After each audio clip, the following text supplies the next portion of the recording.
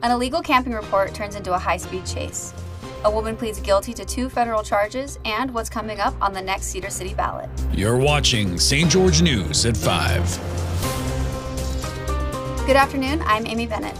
An illegal camping report in Arizona led to a high-speed chase ending in an arrest on I-15 in Washington County. The suspect had an active felony warrant from Milwaukee, Wisconsin.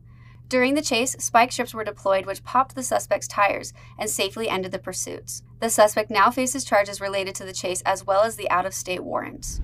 A driver was sentenced to probation after hitting and dragging a motorcyclist while under the influence. Here's Chris Reed with the story. A 66-year-old St. George woman will be forced to wear an electronic monitor for the rest of the year and be under probation for the next 3 years after being sentenced Tuesday for a July crash between her car and a Harley-Davidson motorcycle.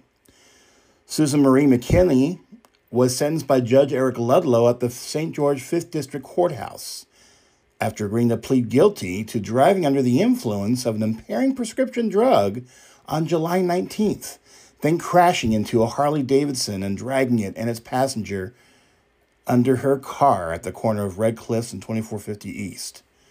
The victim is continuing a long recovery from those injuries. Thanks, Chris. 66-year-old Sharon Gordon has pled guilty to 2 federal charges after being accused of stealing more than $232,000 from the Lava Bluff Homeowners Association. The charges included wire fraud and filing a false tax return. According to the complaint, the defendant was writing checks to herself and her boyfriend, as well as forging other board member signatures on the checks and depositing them into her own personal account. Federal prosecutors say that the scheme started as far back as 2016 and continued through March 2022 when the theft was discovered. The St. George City Municipal Candidate Debate took place on Wednesday. Here's Maury Kessler with more on the event.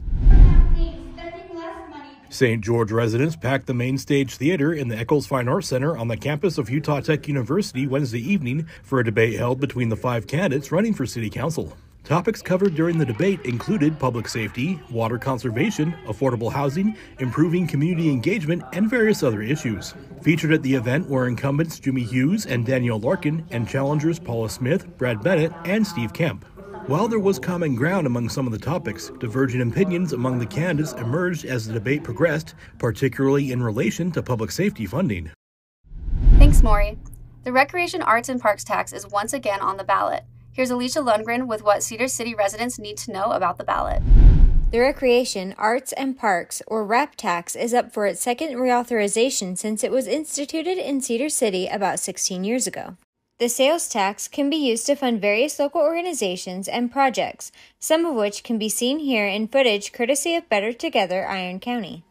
Approximately 1 cent for every $10 is collected on sales within the city, so tourists and those from nearby communities also contribute. Since its inception, the tax has generated over $3 million for the arts and over $6 million for parks and recreation.